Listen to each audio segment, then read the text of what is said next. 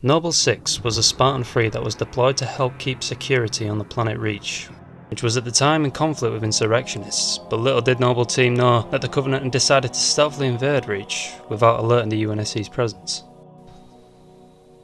As we all know, as the story progresses, throughout Reach, Noble Team's members one by one are either killed or sacrificed to aid in the bloody fight for Reach. And at the end of Reach, along with the rest of Noble Team, Noble 6 unfortunately perishes with what remained on the planet, falling to an energy blade by an elite zealot completely surrounded and outnumbered.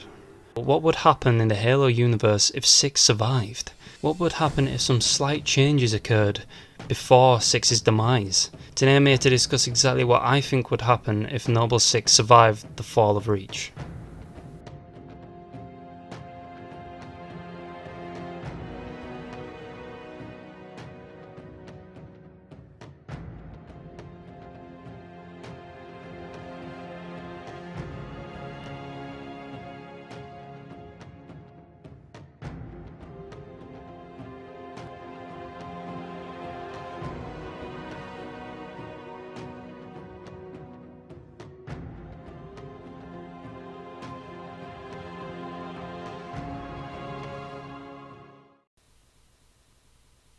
So before we start the story of what I think would happen if 6 survived, I'd like to go over his background and capabilities so that you guys can perhaps understand how I've come to these theories and conclusions for this hypothetical story.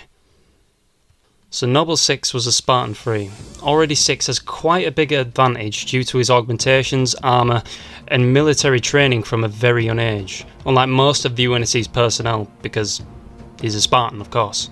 6 was once described by Dr. Catherine Halsey as being one of 2 Spartans to be titled hyper-lethal. Just the word alone conveys what an absolute weapon Noble 6 was, and I imagine that most of you can guess who the other Spartan was. Not only that, but his previous superior would even name Noble 6 his own personal Grim Reaper from evaluating the missions that he had 6 perform. 6 was a part of the B-class Spartans, the second wave of Spartan 3s that was created to help humanity fight against the Covenant. Most of the Spartan 3s were orphans, due to their planets and homes being glassed by the Covenant. This led to these young children being adopted by the UNSC and made into the super soldiers we know today. Noble 6 was noticed very quickly during his training and stood out among the rest of the trainees within B-Class, and eventually used to perform assignments for the Office of Naval Intelligence, taking down high-ranking insurrectionists and Covenant members alike. Spartan B312 was so good at what he did that he was known to make entire insurrectionist groups vanish. There is plenty more that could be said about the superhuman assassin, but that isn't what this video is about. Now, with a brief description of Noble 6's backstory and his history out of the way, let's proceed with what I think would happen if Noble 6 did survive Reach. Date: August 30th, 2552. Spartan B312 climbs down from the Mac Cannon, watching the cruiser-class ship Pillar of Autumn leave the shipyard. He feels a sense of completion, knowing that he had filled out an order that was given to him by his now fallen commander, Noble 1. As the ship's engines ignite in the sky, a blue light reflects off of Miles' lifeless visor, highlighting the skull etched into the EVA helmet. 6 looks over, feeling remorse and regret for his fallen comrade. The Spartan, once a part of a 6-man team, now down to just the one. But to him, the isolation from his fellow Spartans was not a new sense. The Spartan was used to being alone from his previous missions from working as a ghost for the Office of Naval Intelligence. However, now that he had no objectives, no order to complete, he did feel lost. 6 wanders aimlessly through the barrens of Reach, wondering what his close future holds stranded on a glassed planet. As he wonders and regrets the deaths of his fellow Spartans, he hears what sounds like gunfire west of the shipyard. He can only hope that whoever was in the distant firefight had enough manpower and ammunition to hold them off before he got there. 6 reaches what looks to be an old destroyed storage facility with the odd trailer around the several scattered buildings, but unfortunately it was too late. Looking around, all he could see was what was left of another Spartan team that had also met their ultimate demise. Spartan knew most likely that he wasn't going to survive and make it off this dead world, and decided that if he really was going to die, it would be here with the rest of his brothers and sisters. The Spartan moves towards a platform with a damaged communications tower on top of it. Here he finds two M247H mounted machine guns with the ammunition belts still attached.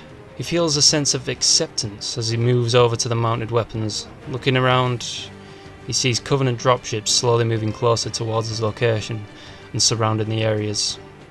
This will be his final stand against the Covenant. Noble Six fights the multiple waves of Covenant until eventually becoming overwhelmed and outnumbered, being thrown to the ground and unfortunately stabbed through the chest by an elite zealot's energy blade. But I'm now going to change the timeline. So from here, this is where the story splits off, and this is what I hypothesize could happen for Noble Six. As the Covenant dropships deploy their forces of the elites and grunts, Spartan B312 notices past one of the Spirit dropships in the distance a downed longsword hidden out of view from most angles, in between some rocks and the debris of a Phantom dropship. Instead of fighting to his last breath on this abandoned planet, Six's new plan was to get out of the system and hopefully continue his campaign against the Covenant. Adrenaline rushes through him. The thought of being able to continue the fight and maybe even finish is an overwhelming thought. Spartan moves, making his way through a squad of grunts and their leading elite, using his M392 DMR, using as little ammunition as he can, finishing the fleeing grunt with his tactical knife, forcing the blade down atop the pitiful creature's skull. As the Spartan runs towards his escape from the planet, a Phantom dropship flies above, bombarding the Spartan with heavy plasma fire. Luckily, Six manages to survive and avoid most of the plasma, while his Mjolnir's armor shielding absorbs most of their plasma fire, glimmering the yellow glow of the Mjolnir's defense system. As they reach the longsword, a scavenging jackal is making his way through the remains of the longsword's food and water supply cache. The Spartan quickly cuts the jackal down with a bullet through the narrow head of the bird-like creature. Noble Six looks around the cockpit, seeing that most of the longsword is still in one piece, surprisingly. He runs a diagnostic along the fire to discover that besides the primary firing functions, the ship is surprisingly still capable of space travel. As he begins to start up the longsword, he notices a Covenant Revenant being deployed from the underbelly of the passing Phantom and heading towards the ship. As he enables the boarding bay doors to be shut, the Revenant reaches the downed bird, and an elite with Zealot class armor slips his way inside and engages his armor's cloaking capabilities, becoming close to invisible and undetectable from the Spartan's motion tracker. The ship's autopilot is engaged, and the longsword begins to slowly vertically lift, before then taking off on a trajectory for the nearest outpost within the Soel system. Six sits down in the pilot seat, and observes the status of the longsword as it breaks orbit and keeping an eye out for any problems that the ship's sensors may pick up. Of course, unaware of the elite's presence, Six is caught completely off guard when he hears the sound of an energy sword engage behind him, and the sight of the blue light reflecting off of the cockpit's windows against the dark colours of the Soel system. Six dives to his left out of the pilot's chair as the energy sword slices clean through it, leaving a burning smell of plastic and fabric in the air. The elite roars with hatred as he pierces the Spartan's visor with his stare. Six doesn't hesitate, tackling the elite against the wall of the longsword's cockpit and then diving towards the boarding area. The elite pushes itself back up with its huge hoof-like feet and begins to follow in the cramped small space of the human ship. As the elite approaches, Six waits, ready for the elite's advance. As the elite takes another swipe, the Spartan pounces out of the reach of the blade, just as the sword scrapes past the Mjolnir armour, depleting the Spartan's energy shield. The elite spins around once again for his final strike on the weakened Spartan, and certain that his last swing would be the demon's fall. The elite roars once again in anger and laughs at the Spartan's pitiful attempt to survive, before noticing that the Spartan's hand is raised to his head height, grasping some kind of mechanism on the wall of the ship. The elite charges, frustrated, but to no avail. Spartan B312 pulls down on the mechanism, manually opening the bay doors of the longsword. The oxygen blasts out of the fighter, and along with the elite as an angered scream becomes mute. The Spartan grasps tightly onto the handle of the manual release lever as the oxygen is ripped out of the ship. With the defeat of the Zealot, Six pulls the lever back up and the bay doors shut, the longsword interior now empty.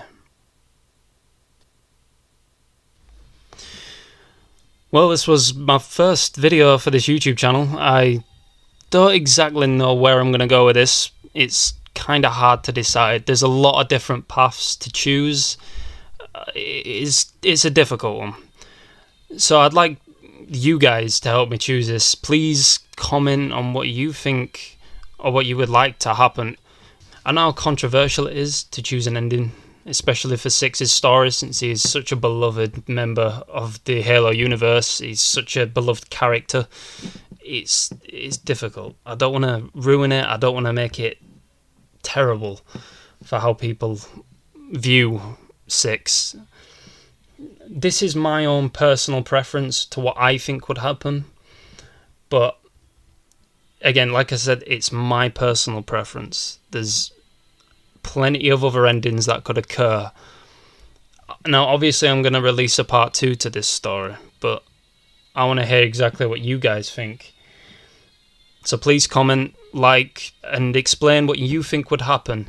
I'm going to be posting a poll down. I'd like people to help me choose what we should do for the part 2. There's a lot of different paths we can choose, and I want to explore it as much as I can. Thanks.